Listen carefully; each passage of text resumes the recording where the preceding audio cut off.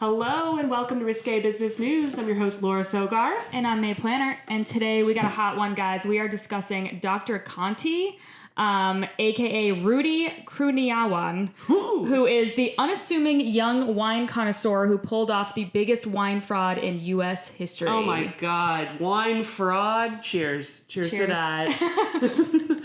We had to drink wine legally. Yeah, legally obligated to get drunk on wine. So here we go. Enjoy. Where's the money? I don't understand how you make money. Hold on. From that, though. 2 stand-up comics in New York City. Just learned a lot of this stuff. I'm going to ask all the stupid questions that you might be thinking at home, but are afraid to ask people. Making it to where you feel like you're too stupid to be able to ever engage in it, they win. Why the fuck are they doing this? It's to make money. It's Risque Business News. So what's happening? What's happening? Well, we just got back from Idaho. We did. Yeah, and it was a delight. It was a delight. It was, you know what, places like that, my expectations, no offense, Idaho, but my expectations are very low. In the core of the earth. Right. I'm like, wow, they have salads here. Oh my God. There was great restaurants. There were. We actually had some really good meals. Yeah, pretty solid food across. And Boise could have done worse. For sure. Definitely, yeah. And fun crowds. The crowds were great. They were actually really wonderful. Sweet. Yeah, they were really nice. We had definitely some interesting experiences. The Ubers. But granted, you can get crazy Ubers in New York, too. So those are This was like a different type of crazy, though. Like, there was this Uber. So me and Amanda Gale, friend of the pod, very funny comedian, she and I took an Uber to go get lunch, and the Uber driver was, like, being completely serious. He was like, oh, you know, I'm not doing anything. Maybe I'll go eat lunch with you guys. And we were like, what the fuck? And so this man, he's probably like, 55, 60 years old. Perfect. Gets out of his car and walks us to the restaurant. And me and Amanda are like, just like, trying to be as like nice as possible. And we like sit down at like a 2-person table. And he's like, oh, well, She's like with the host up front. Yeah, he's like, I guess, there's no room for me, so I guess I'll go. And we were like, what is fucking happening right now? Like, what is going on right now? And Amanda was like, I feel like it's because, like, literally, like, Me Too hasn't even made it out here yet. There are a couple seasons behind on the Netflix docs. They're like, oh, yeah, you can't leave the girls alone. You can't follow women to a restaurant and just invite yourself onto their lunch. God. So well, bizarre. 5 stars or what? I mean, she called the Uber. I guess he did call us pretty, so that gives, in my mind, I'm like 5 stars. Yeah. Oh, man, what a nice guy. You should have gotten him to buy your lunch. Yeah, literally, he might have. Yeah, probably. Well, I had not an experience like that. I had an Uber driver who I was going back to the hotel, and the directions just said U-turn in a mile, and she just heard U-turn and pulls the fuck over in the middle and starts like waiting to turn around. And I'm like, we're in an active road. Holy shit. Not safe. I was like, also not for a mile, ma'am. Yeah. And she's like, oh. And I was like, oh my God, are you safe to be driving right now? The answer is probably no. But here we are, made it nonetheless. We made it. Oh, wait, I want to tell one more story about Uber drivers. Every single Uber I had out there was crazy in their own way. They really were. It was just kind of like you just waited for it. Yeah, so me, Welly Jackson, and Alex Quo, another friend of the pod, very funny comedians, we were driving to go meet you downtown, and we get in this Uber, and our Uber driver isn't wearing shoes, so he's driving with no shoes, and like... It's not beach, by the way. It's not like, when you're like, oh, I'm sandy, hop in the car. Like, it's like 50 degrees. Like, it's not beach. It was not. It is shoe weather is what it is. Shoes with socks. So that was fucking weird. And then we were like joking around with him, and I think one of the guys asked him, he was like, are there any hoes in this town? Or like, sure. Whatever, you know how guys are. And and the Uber driver goes, no, you gotta go to Utah for that. 12-year-olds get pregnant. We were like, we were like, what? Hold on, sir. Yeah, time out. We're not looking for 12-year-olds, to be fucking clear. And like, what you're... Did you get the wrong impression from this group? Also, what you're picturing is exactly what he looked like. Oh my God. He looked like a composite sketch of every single person who's ever been on To Catch a Predator. You know what? I mean, He knew. He knew Yeah. what you. He was like, I mean, if you need some answers, I've got what you got. Oh yeah. Speaking of, have you watched that show recently, To Catch a Predator? I have not. Oh my god, it's so entertaining. So I was at a bachelorette the weekend prior, and every like time that we had downtime, we would just pop on to Catch a Predator, and I'm like, That's just like, yeah, like living your like. Your mom always said that one day you get caught by a predator. right. But it's so fucking funny that we're like, what did you do on Alexa's Bachelorette? And we're like, watch some Pervs. I don't know. Just kept an eye on the Burbs. It's what could have been, you know? Yeah. You guys have aged out now, sad. Totally, yeah. But I know. Nobody can even perv on us if they wanted to. We're too old to be perved on. Damn. That's all right. You know. Sad. Our daughters can have a dream. Just kidding. That's horrifying. Yeah. Too far? I have no idea. Yeah, so overall, Idaho Comedy Festival, enjoyed, loved it. My first comedy festival. Me too. Yeah. Yay! Yeah. And, was really fun. yeah. And now we're back in New York, grinding away. Yeah, we sure are. I felt really good after like being on stage that many times though, you know, because you got to get up like 3 times a day, and I was like, you know, that doesn't normally happen. You just like get up like 3 or 4 times a week. Yeah. So it felt really good to do a just shit do ton that of much comedy. Yeah, totally. Absolutely. And it was also, I really liked how there was a good amount of turnover for the crowd, but like I was worried that there were people who were coming to multiple days. Yeah, me too. And it forced me to like work on new material, like forced me to rearrange shit and like get out of my comfort zone and do stuff that I didn't know I necessarily had ready.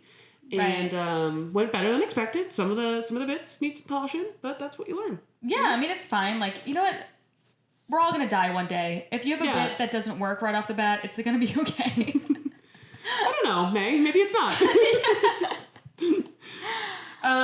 Well, good. I'm glad also that we didn't get like that hammered, so that way we can on a Monday enjoy some wine. True. I was kind of annoyed at the time though, if I'm being honest. I was like, why is nobody else hammered? And everyone's like, we have to perform. I'm like, again, why are we not hammered? Is that a problem? Are you guys professionals? Yeah, I'm like, are the stakes high here? I really don't know about that. But point being, it was nice not to be like crushingly hungover. Yeah, it definitely was nice and unexpected. Yeah. I was like, wow, look at this. I know. I had been waiting for the weekend. I was like, oh, make sure I don't drink too much, like going into the weekend. And then coming out of it, I was like, oh, well, all those saved up drinks, I can utilize them throughout the weeks. Speaking of which, I think I owe you money from that dinner that we had 2 bottles of wine. Oh, yeah. We're like, we barely drank, except for that day that we had 2 bottles of wine between the 2 of us. So 1 bottle each. It was a delight. Yeah, we'll figure it out. Okay. Don't worry about it. You know? Yeah. But this guy knows about wine. Can we talk about our Speaking of story? wine, Yeah, because that was the perfect segue. It really was, and I didn't mean to do that. Yeah. Okay, guys, so we are talking about Rudy Kurniawan.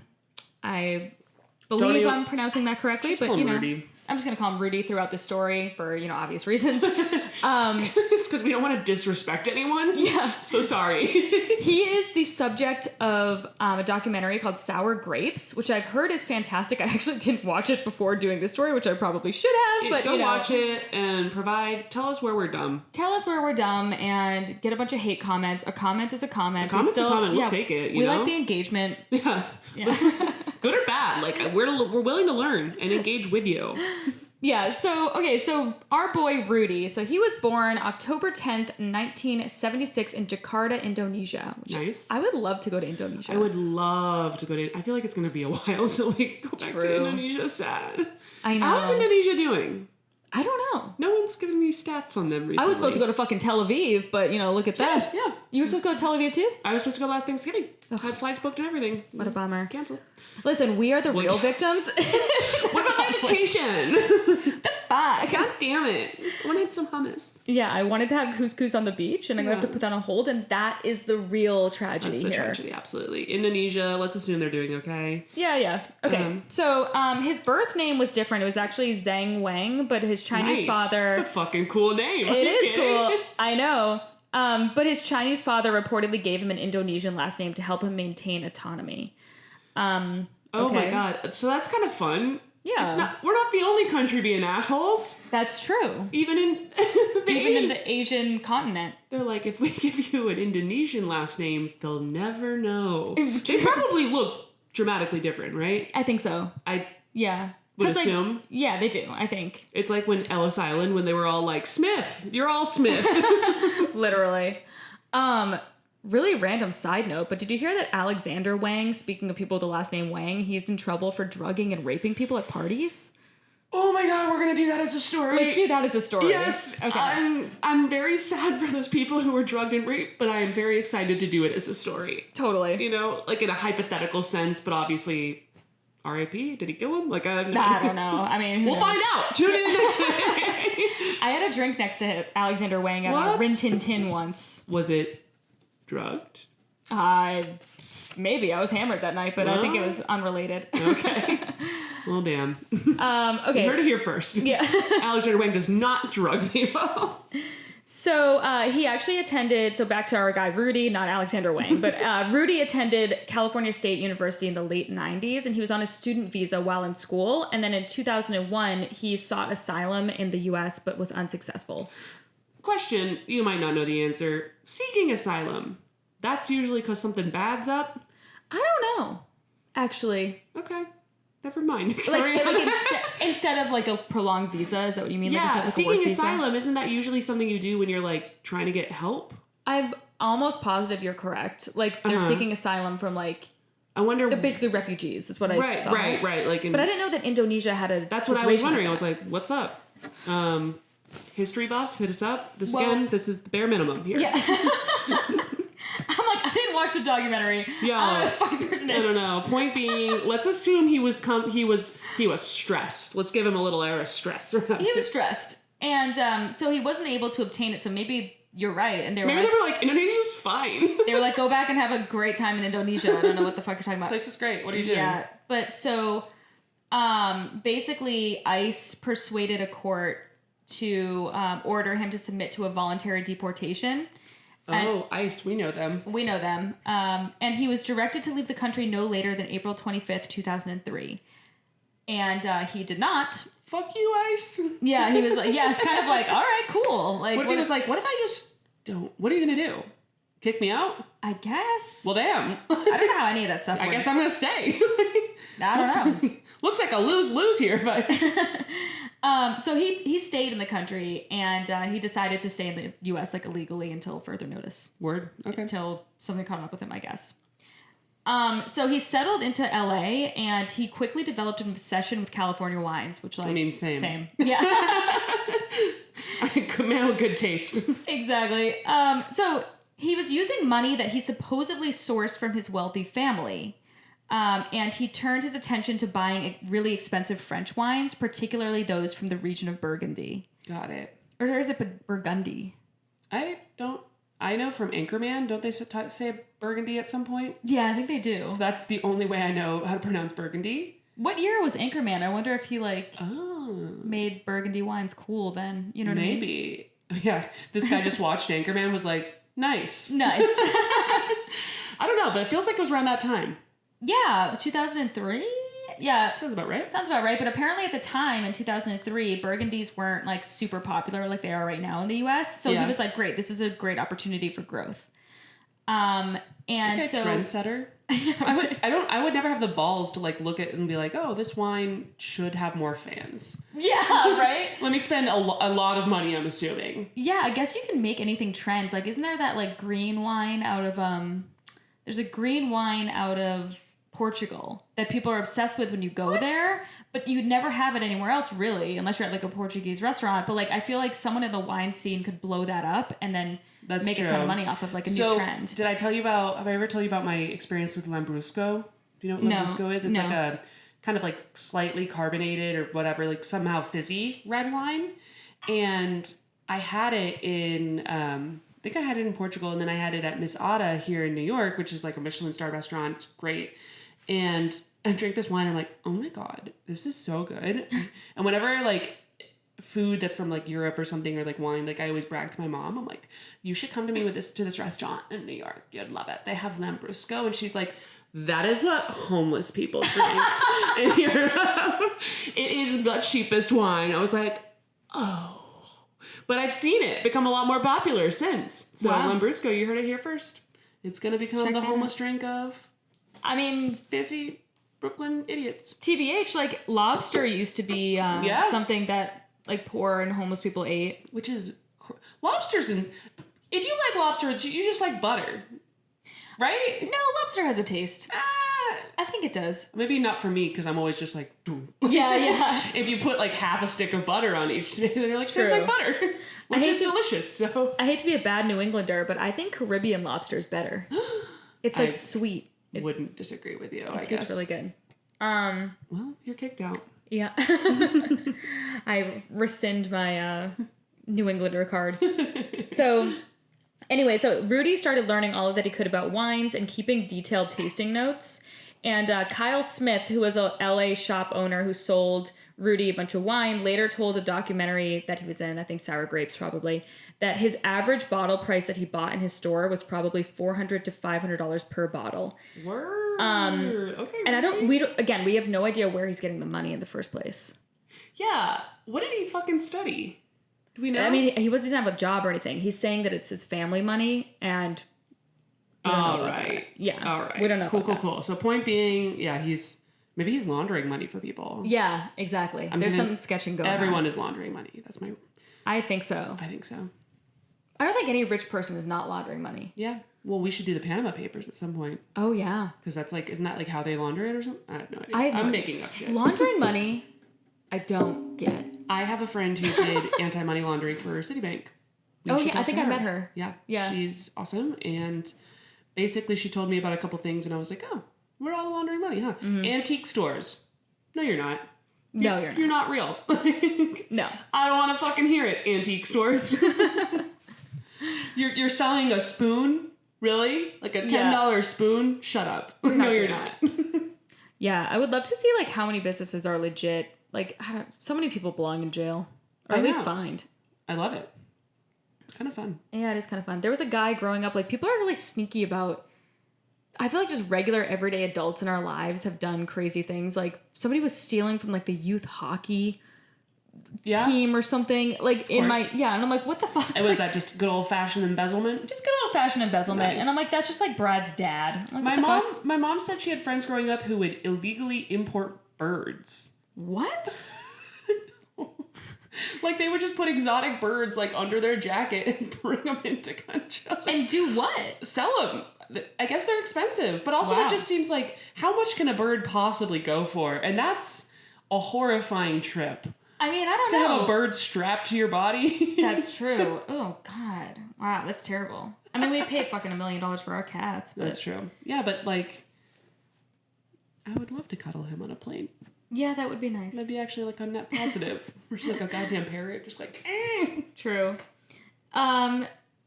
Okay, so he spent about $500,000 in his first year of hanging out there. That added up quick. Yeah. Holy shit. All right, guy's drinking a lot of wine. Okay, definitely laundering money, but carry on.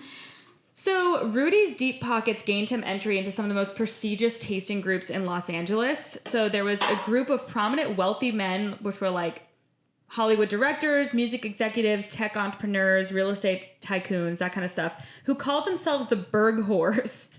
Which you could have come up with a sexier name. Yeah, Jesus. But anyway, the Berg Whores were, you know, people that would do anything for a Burgundy bottle of wine. Anything?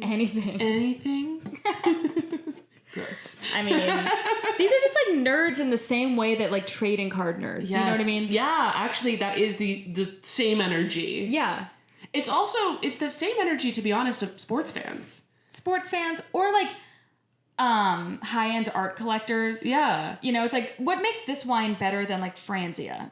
You know, realistically, I mean, well, maybe not Franzia, but like, you know. Yeah, no, I hear you. And I think, weren't there a bunch of like taste tests around that where if you compared like Trader Joe's, like not the $2 chuck, but like they have like a couple different ones. And if you compared that to like a, I don't know, 3 times more expensive bottle of wine, you couldn't tell. Yeah.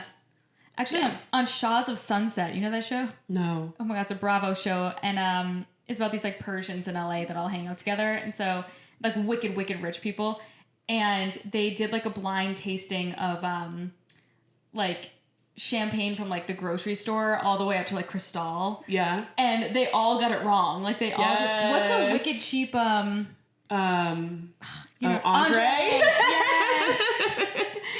They Dude, were like, this is Cristal, and it was Andre. That's hilarious. Mm-hmm. That is hilarious. We did this I mean, this is just us being super dumb, but we went to the park last summer and we like each person brought a bottle of wine. There was like 10 different people or something, and you took off the label or like covered the label somehow. And then we tried, like we had all the different types of wine and we're trying to like identify what it was, like doing a blind taste. Yeah. It's, like none.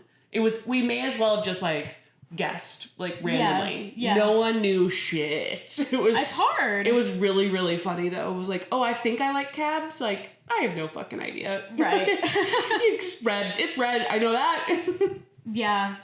And like, I wonder, I mean, it's sort of like exactly like the art crowd too, where they're so pretentious. And it's like, do you really know? Can you really tell the difference? Like, it's a chocolatey undertone. Oh, shut the hell up. Yeah, it's all marketing.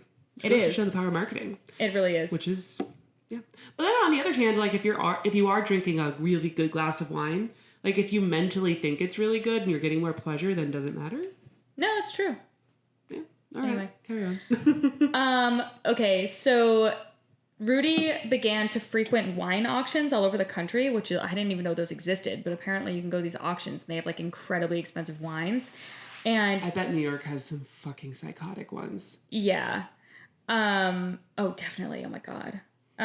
So this says here, and I'm like, is that right? It says spending as much as $1 million per month on wine, according to various news reports. Well, I mean, this guy does seem like that seems like crazy, but granted, he is in a documentary, so right. I mean, he's in a documentary for fraud, so this kind of checks. Yeah, absolutely. So apparently during the bidding, he would just put his paddle up in the air and he would just leave it hoisted until he won. So he wouldn't even put it down. That is the biggest power move. Do you understand how hard he was that whole time? Yo, just like throbbing. Just fuck with me. Don't you dare put your paddle. They're like, okay, no one wanted it, dude. We're good. You're relaxed. We're good. Yeah, he was super hard the whole time, definitely. So basically, the price didn't really seem to matter to him. He was like willing to pay whatever for anything. So, and he also liked to share his wine. So he would do tasting parties. What a great dude. This guy sounds awesome. I know, right? I'm really into him. Yeah. So at his tasting parties, it wasn't unusual for his friends to drink through about $100,000 to $200,000 worth of wine in a single night. Truly, this guy, I'm obsessed with him now. I know. I wish I was his friend. I'm furious. That missed opportunity. Are you kidding? Mm-hmm. That sounds badass. Yeah. Damn. I know. Would have been fun. I mean, I wonder how much how much could a bottle of wine be? I don't know. I mean, I'm sure a couple thousand. People get kind of crazy. You know when the wine list at the restaurant comes and you're looking at it and you're like, oh, we'll get a bottle of wine. And then you look and you're like, 100, 200, 300, and you're like, in the top 5? What would you recommend of these top 5? Ma'am, what is your most affordable wine? Thank you. That's gonna make me feel not stupid. Yeah. Just ordering outright the cheapest bottle of wine. I do anyways, and I'm always like acting like I'm like in between wines, and I'm like, how about this one? They're like rolling their eyes like, yeah, okay. Oh my God, that's so funny. It just happens to be literally the most affordable on your menu. That's crazy. That is actually what I wanted. I was looking for a cab. It's so weird. So a 2006 profile in the LA Times titled $75 a case he's buying described Rudy as a young, hip extraordinaire who upped the industry ante with his buying power and hobnobbing. Hobnobbing, it's like a Harry Potter word. Yeah. Hobbit knobbing. Anyway, so the auction houses were like pumped, obviously, because like no one's ever spent money that 75,000. That's fucking insane. That's so. Wait, how many bottles are in a case? I have no idea. It doesn't matter. 6? Either way, it doesn't really actually matter how many divide that by. I'm gonna be like impressed. Totally. So Rudy was introduced to this group called the 12 Angry Men, which I'm like, that's funny. Oh. And they were wine lovers with, quote, fuck you money. Which would you rather be, a Bergentor or 12 Angry Men? I think a Bergentor, because 12 Angry Men, I want to be an angry man. Yeah, but... I want to be a whore. That's true. Actually, Bergentors would probably be more fun. 12 Angry Men sound intense. They do. Okay, carry on. And they dined out at fine NYC restaurants, like regularly racking up 6-figure bills. How do you even do that? Amongst 12 people? Wow. Maybe there was more than 12 people. Yeah, that's You know? true, actually. You really need to give the number of people that are going. Yeah, I mean, 6-figure. How do you do that in a dinner? Like, even if you went to what's it called, 11 Madison? Yeah, actually. Which, by the way, is now a vegan restaurant. Ugh. Is it really? Yeah, they're changing to be a vegan Are restaurant they now. insane? I guess so. Ew. I know, I hate that. Weird. I know. Fucking, okay, I'm like, my mind is blown. Went to a work dinner there once. What? No. Holy shit. Was it everything it's cracked up to be and more? Honestly, not to be this person, but like, it was fine. You know what I mean? Like, it was good. It was really good. Seriously? But like, there's a lot of really great restaurants in New York, and just for the amount of pomp and circumstance around it, I was like, you know. Yeah. Do you know what I mean? Like, if something gets that blown out of proportion, like, it's like, also I was there for work, so let's be real, I was annoyed in the first place. Like, but yeah. Honestly, I'd still like to go. Yeah, no, I was, don't get me wrong, I was stoked to go, but then I was just like, still here with a bunch of IT folks. So. Yeah. Well, maybe I don't want to go now that it's a vegan restaurant. Yeah, that's what the thing is. I think we had like steaks or something, and I'm like, what on earth are you doing then? Yeah. Yeah, I mean, whatever. Good I for don't them. know. New York is so ridiculous. During the Bachelorette, we had one night we stayed in and we had like a private chef come over, and I was like, oh, that's a great idea. yeah, and I was like, wow, we're having a private chef, and my friend was like, you wouldn't believe it, it's only like $150 per person to have somebody come here and make a meal, and there was like this like 4-course meal. It was incredible. It was also in Florida, True. So here it would probably be much more, but it was so nice. That is a really good idea, actually, for a bachelorette. It was great. We had that in, I went to Cabo once. I had a very wealthy friend who was like paying for the whole thing, and we had a private chef, but it was like, I mean, it's extremely cheap there. Yeah. But it was delicious. Yeah, this guy was good. I was like, I should learn to cook. Yeah. And our guy was like this super hot French guy. And at the end, like, we're also like drunk and everything. And my friend went up to him and was like, you should like market yourself as like the hot French guy. And the guy was like, I'm out of like, I'm bonjour. a professional. Yeah, he was like, get the fuck out of here. And then he left like immediately afterwards. Like, no, I don't blame him. I mean, can you imagine? like, He's doing really a podcast awkward. right now. He's like, you would not believe the harassment. He's like so clearly in earshot, and we're like, Andy's sexy too. And he's probably like, Jesus fucking I'm sure Christ, that's this poor guy. I know. Men get itemized, I call him. Itemized. Itemized. We're like brain dead. What's What the is word? the word? Victimized? Not No, that. it's not victimized. It's objectified. Sorry, everybody's Itemized. eardrums. I still had dinner expenses on my mind. Can I have an itemized receipt, please? They're like, oh, bottles of wine. It's fucking insane. All right, so $100,000 for point being is a lot for a dinner. You yes, can get it is. A private chef for less than that is the point. Yes, you can. So, people often asked him, like, what's the source of your money? You're spending egregious sums of money. He's like, shut up. Don't ask me that. And he was super, super vague. And then after each dinner with these 12 angry men, when they're having like, you know, literally hundreds of $1,000s worth of wine, he would request to keep the empty bottles of wine. Honestly, if I ever bought a bottle of wine that was worth that much, I'd keep that bottle after too. That's true, but in like this in crowd, this guy, yeah, I guess that's not this the norm. crowd would be like, "What are you doing? You want to keep it as like a trophy? Like, who cares?" Yeah, but also they were probably like, I'm so happy to be at these dinners that I'm not going to ask questions. True. Yeah. I would just be like, whatever you need, my dude, here you go. Like, True. But so the people in the group thought it was like really strange behavior though, because I think they're so rich that they're like, I don't understand. But whatever. Nobody was really asking him questions because they were like, who cares? He can afford it. So whatever. right, the credit card's clearing, so fine. Yeah. So fine. A lot of airline miles that guy's getting.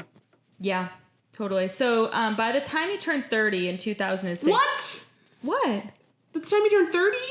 He was, oh my God, I didn't even put together that he's under 30 through all that. Yeah, he's Fuck under my 30 life. through all that. Oh my God. You and your 30-year crisis. I'm still just, oh God, I have never spent that much. That's fine, Laura, you're fine. You're not in probably jail. I don't think this ends well for him. No, it doesn't end well. Okay, Listen, well, it you're in makes me better feel a place little than bit he is. better. I'm going to drink my $25, $30 bottle of wine, which is pretty good. That's really expensive, actually. Yeah. If I'm going to drink wine, I'm not going to like... All right, I'm one step away from this guy. Yeah. That's it. Just one. One, yeah.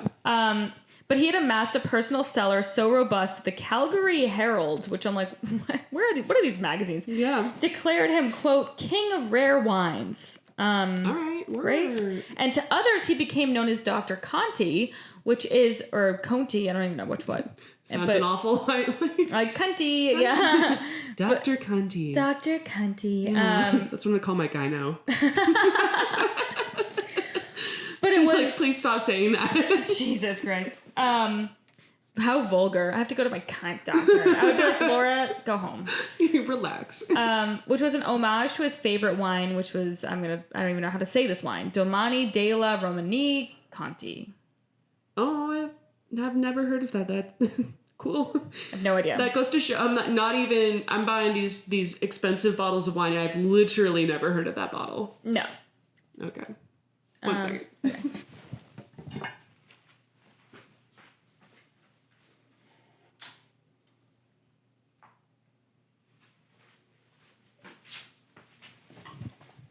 Okay. 1, 2, 3. So, in a few short years, he gained the trust and respect of some of the nation's foremost wine critics, scholars, collectors, and buyers. But most importantly, he played a central role in drumming up the hype around vintage wines. So, damn, that's crazy. He's like a wine influencer. Yeah, exactly. And it's like I said before, like you can kind of make anything trending. You know what I mean? Like think about like even when I was growing up, like sushi wasn't even really a thing in the suburbs. That's crazy. And now it's like, if your town doesn't have a sushi, like what the fuck are you doing? Yeah. Even Boise had a sushi. I know. Boise had fine food. It actually, the food was pretty good. Yeah.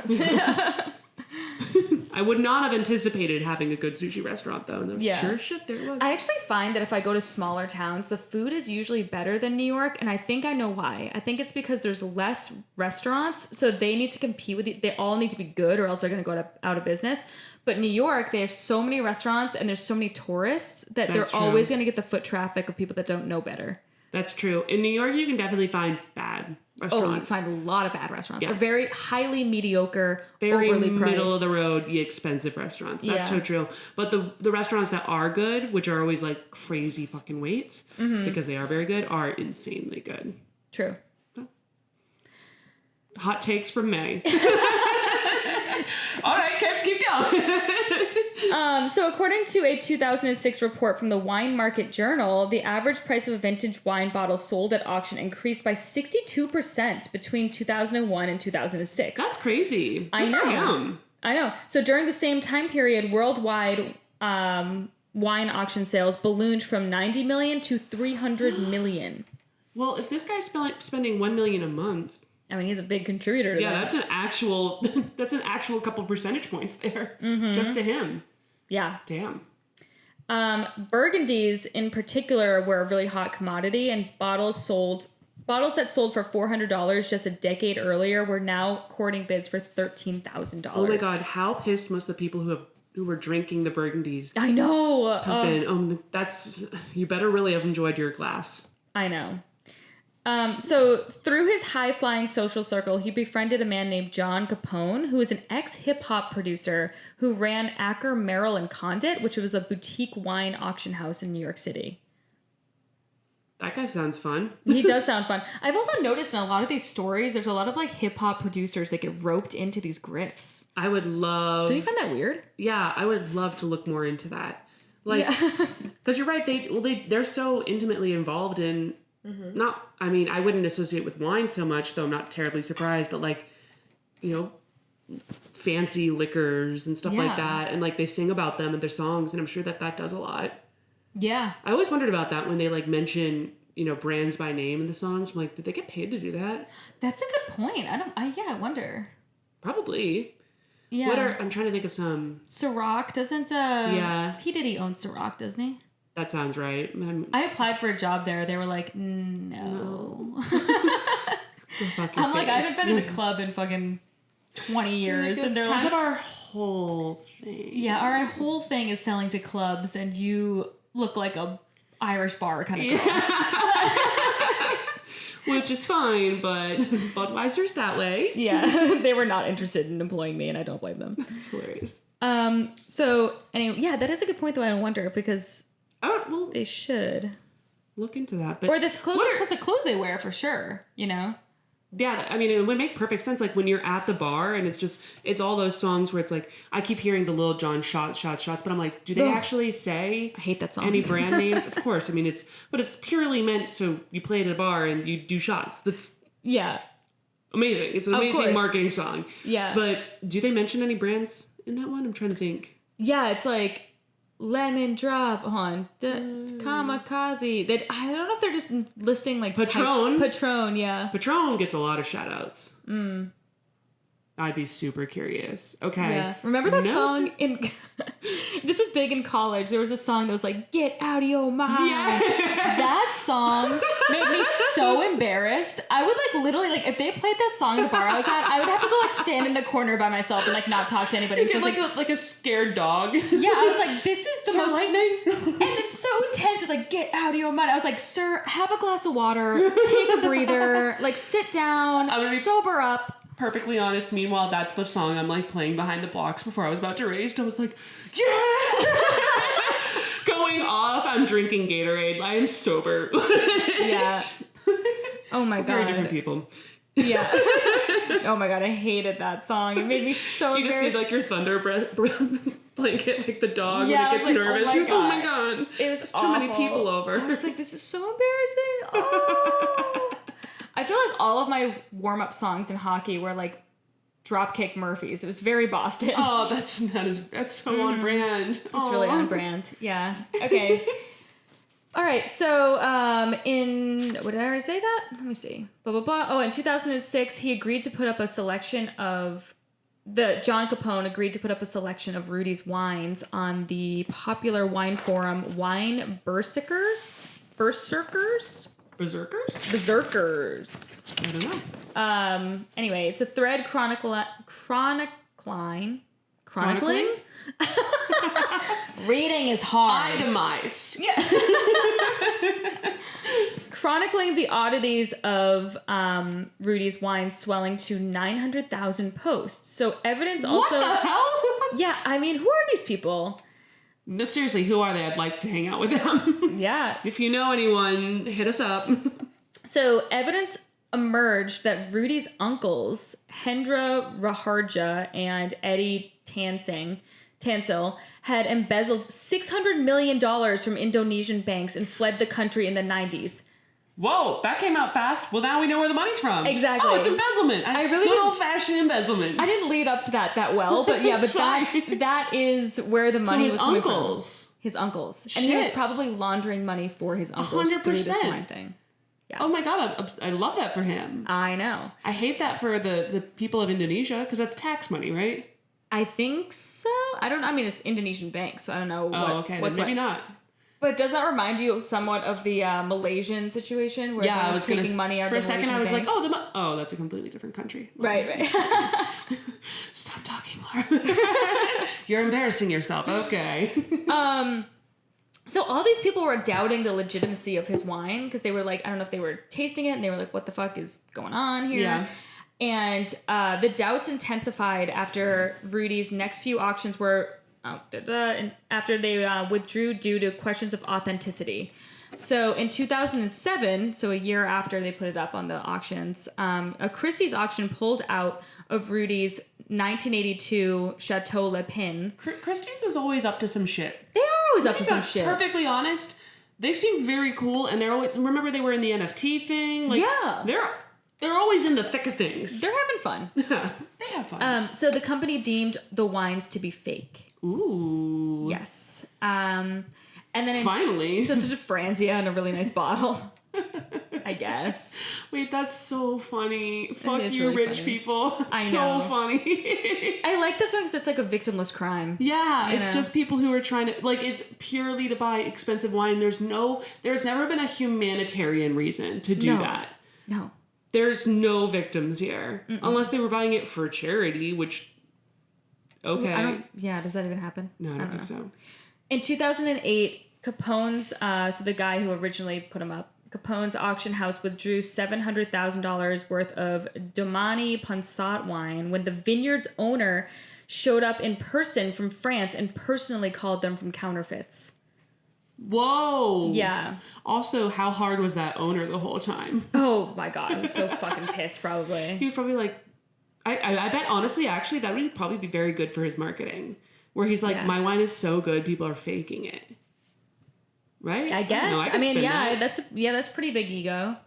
True. God, I would feel like, I'd be like, oh, that's true. yeah, well, those aren't originals, but like, I know you all want it. So I really don't understand this next quote. So it says, "We tried our best to get it right," Rudy told Wine Spectator reporter, "but it's Burgundy and sometimes shit happens. I just want the market to get healthy." I'm like, what does that mean? Sometimes shit happens. So he's saying that he got fooled too, basically? Oh. And that like...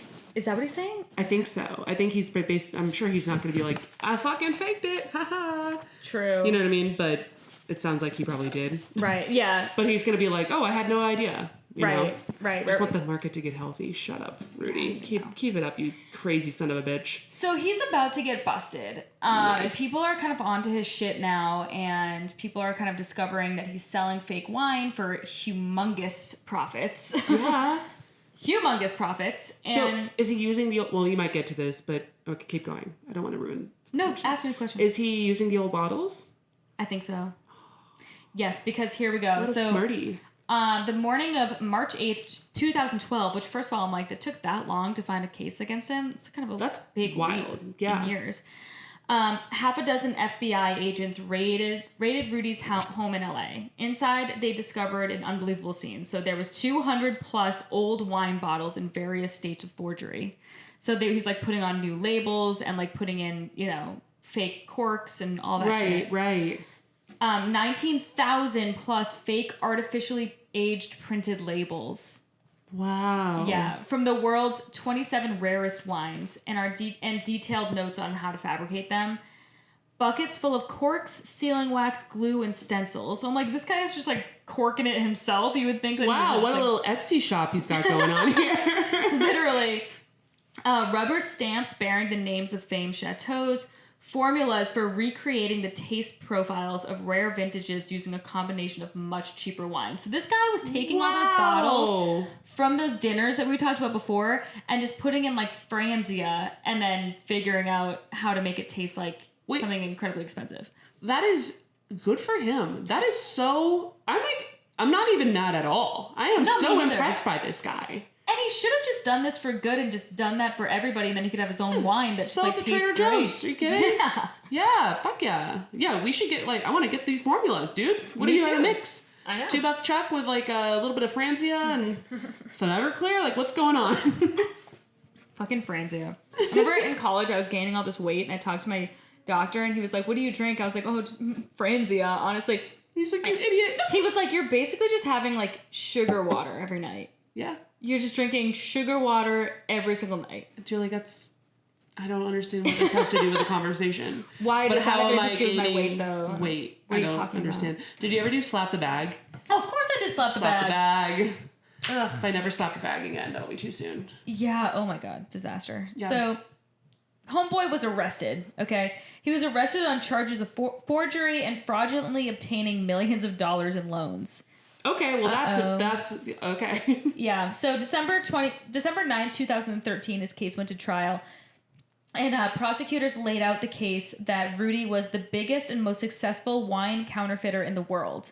Good for him. I know, right? He's like me? I'm super team Rudy. Yeah, me too. It's fun. Yeah, this guy sounds like a blast and a half. Totally. So they cited the numerous inaccuracies with the bottles he sold, missing accent marks, incorrect dates, misspelling, stuff like that. And they contended that Rudy had kept original bottles from the rare vintages he'd polished off and then refilled with a combination of much cheaper wines, like we said. So, kind of like, I don't know, good for him. Yeah, so he got owned. The FBI figured it out. Yeah. Also, that must have been a hell of an FBI job. They were like, we're on the wine case. We have to go taste test wine. Right. Well, yeah, that is really fun. But I was also thinking, like, have you seen the documentary about the McDonald's charity scam? Or the McDonald's, like, puzzle piece scam? That's another one we should just gotta go back and listen to our old... We're always like, oh my God, what story should we do next week? And we list, like, 27, like, every episode. Literally. Also, if you guys have any requests, like, we're down to do them. Because that would be really fun to do a request story. But, yeah, that one was crazy. And the FBI guy was, like, super pissed that he got put on it. And then he's a character in the documentary. Yeah. He's so much fun, but he was like, I was really pissed. Like, I thought that it was like a slap in the face that they put me on the stupid McDonald's case. And then it turned out to be this huge story. That, Amazing. Like, yeah, and he like uncovered people like stealing millions and millions of dollars. And so like, whatever. It was very cool. It was very fun. We'll definitely look into that. So he ordered labels in mass abroad, and then he artificially aged them to appear real. I'm like, he is running an Etsy store just very well.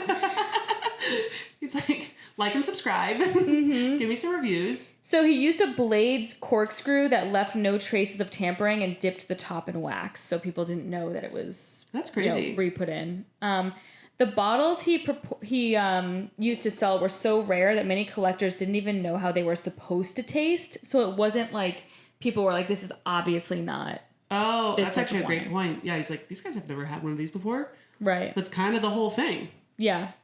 So during the trial, one wine expert testified that up to 75% of the fakes that had surfaced on the market in 2006 originated from Rudy. Wow. It's a big market share, Rudy. Good. Congratulations once again. It's my dream. I just want to be like an expert on a trial. Really? Wouldn't that be fun? It would be. What would? I don't have any Unfortunately, expertise. this trial might be the closest thing. Yeah, it literally. Or if Damn it! there was a trial about like stealing jokes or something. I'm like, actually, Groucho Marx did that joke in the 40s. Like, yeah, that I don't think I'd have anything that I'd qualify to be an expert for. Like, not even swimming, kind of. That'd be the most boring trial. Yeah. Okay, so for a while, this magic show like worked, but there was just one problem. There was no magic seller. Wait, what am I saying right now? U.S. attorneys, like a U.S. attorney said at trial that there was only like the defendant's lies and a bunch of smoke and mirrors, so nothing was actually real. Oh, there's no magic cellar like where the wine Like was wine from. cellar. Yeah. Got it. Okay, they think they're being fucking clever with that quote. I know. I was like, what am I reading? I don't fucking know. Here's the deal. I should watch documentaries and I should also read what I'm about to say before I say it. You're like, this is a nice quote. Wait, what? I'm like learning about this with you. Like, We're doing it live. Two We're idiots doing it learning live. it live, yeah? So Rudy's lawyer, Jerome Mooney, he tried to make the case that the materials discovered in his client's home were merely ornamental and intended to be used for home decor. That's funny. That's a good lawyer right there. He's That's a good lawyer. Best I can do is... I mean... This guy likes wine. What can I say? Yeah. This big old warehouse of labels. So fucking funny. So the jury obviously didn't buy that. And 9 days later, Rudy was found guilty on all counts and sentenced to 10 years in prison. 10 years. Wow, that feels dramatic. I agree. Especially, like, we think about some of the other crimes that we've talked about and what people get sentenced to. This is, who cares? It's wine. That's what I think, too. I'm like, whatever. Like, he scammed a bunch of rich people out of spending an egregious amount of money on wine. Who cares? And not to get dark, but all, like, the police stuff and, like, there's so many things where there's actual human lives. How long did Derek Chauvin go away for? I don't actually know, because isn't that being... Oh, he hasn't been sentenced yet. Yeah, exactly. God. It better be more than 10. Oh, if it's not more than 10, I will... I don't know. Yeah, shit a brick. Literally. That would be insane. Literally. You heard it? Tune in that week. Point being, though, but not even him, but just, like, even the pharmaceutical execs and stuff like that. Yeah. Remember? Like, I'm like, why aren't they anymore? It's crazy. They're so evil. They're doing, like, actual harm to people, whereas this guy's just, like, maybe we actually don't, to be honest, know the whole Indonesian money laundering embezzlement component, so perhaps that's true. That might be its own thing. Also, wouldn't he need to go to jail for that, too? I don't know. Yeah, you're right. Maybe they couldn't get him on that. Maybe that's something they couldn't prove. Who knows? It's like those mobsters that go away for, like, tax fraud. Yeah, and we're like, also, you chopped off hands. Right, exactly. Famously. That was kind of your thing. So anyway, all in all, it was estimated that Rudy duped collectors out of anywhere from 35 million to 150 million plus through private sales and auctions. That's crazy. Wow. I'm so proud of him. Yeah. Good. I mean, well, you fucked up, but... I know. So here's the thing, is that how is it possible that one man could have manufactured millions of dollars worth of fake wines in his kitchen over a few short years? That's like, I don't know. So some people, like this vineyard owner, the one that came down and was like, this is not my wine, they think that he had accomplices. I wouldn't be surprised. A couple interns. Right. I mean, why not? I mean, that makes sense. Yeah. Yeah, I can definitely. And they're not going to be like, oh, I was helping him. Yeah. No one's going to volunteer that info. So this is kind of sad. So his lawyer says he counters that the extent of his client's fraud was exaggerated. He says, my personal theory is that he just wanted to belong. Oh, isn't that sad? He told The Hustle, which I got a lot of this information from. They're great. Subscribe. In a recent phone call, his only entrance to that social circle was wine. Wine was his entire identity. That's so sad. Also, maybe he's autistic or something. Maybe, and also just like maybe make friends with a burgundy horse or whatever. Right. Maybe a less expensive fucking... Or also, yeah, people who, I don't know. Also, it's really funny to be like, I'm not an alcoholic. My identity is just wine. You have to be an alcoholic in that circle, right? Like that's legally... I mean, he's probably drinking every single night. It sounds like it. And a lot. And a lot. I mean, it doesn't matter what you're drinking. $100,000 a night at these restaurants, you're getting drunk. There's no way. No, that's insane. Yeah. So let's talk about the aftermath. So November of 2020, after serving 9 years in correctional facilities in California. That's crazy. I can't believe he spent 9 years. I thought this was going to be like he's sentenced to 10 years, served like 2. Right. Anyway, Rudy was released into the hands of immigration officials. So last month... Yeah, that's true. So now we have to go over the fact that he's still an illegal immigrant. Yeah. Also during a time that was... Wait, 2020 he got out. Oh. When? November? Oh, wow. Then he was probably tracking that election like a motherfucker. Oh, yeah, definitely.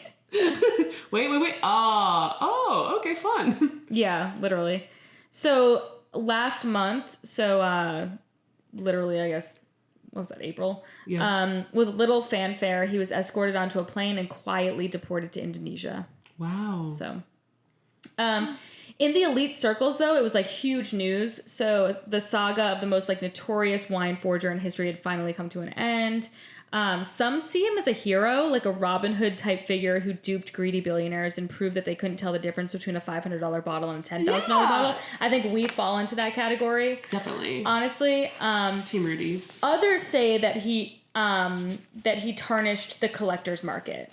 And I don't give a shit. I'm like, who cares about these wine collectors? I don't know. I mean, I guess maybe I would care if I was like involved in that world crowd, but I guess if I was involved in that crowd, I would also be like, I know that this is like a super insane hobby that just shows my egregious It's one wealth. of those, it's one of those things where it's like difficult to engage in that and then be like, minimum wage shouldn't be whatever it is. I'm like, you don't get to, you shouldn't be able to vote. Is what I'm saying. Yeah. If you buy these bottles of wine. Yeah. Either or. It's an either or situation. This is like Caitlyn Jenner money. Remember when did you hear her quotes? No. By the way, I'm living for Caitlyn Jenner running for governor. It is fucking hilarious to me.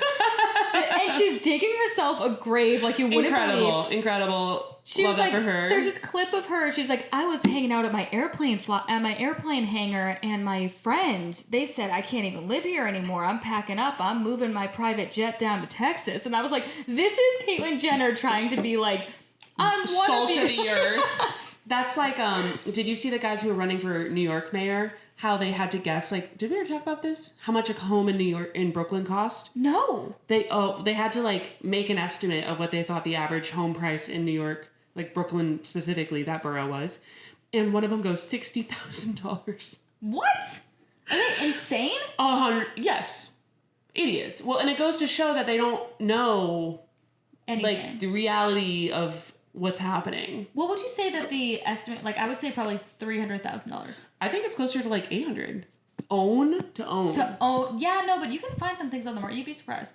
I mean, to average, like maybe I wouldn't say 300. Maybe I'd say like 600. Actually, now that I think about it, definitely not 60,000. There's no 60,000 is also like that's so egregiously off that it was just like, oh, you have no idea, huh? Yeah. And, like, you don't even know the basics. You're just winging it, huh? I mean, even in like the most podunk place in the world, $60,000 is incredibly low.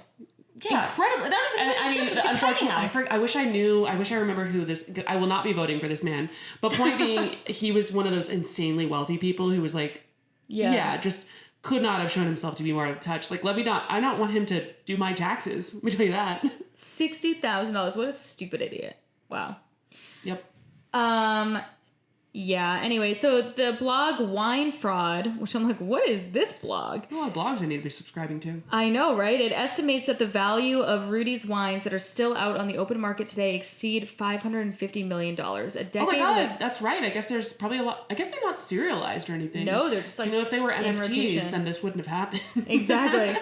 So a decade later, the wine auction market is still reeling from the controversy, and people are still like, is this real? Is it not real? Da da da.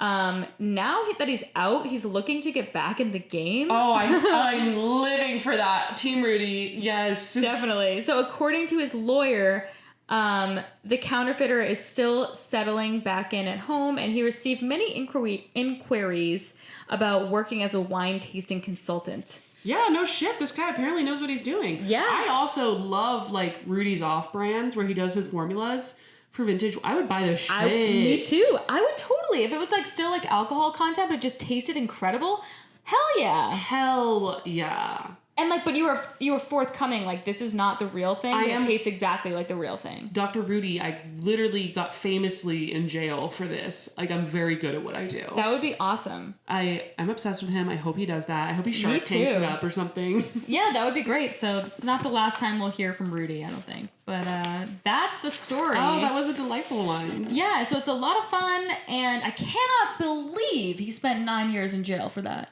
That's insane.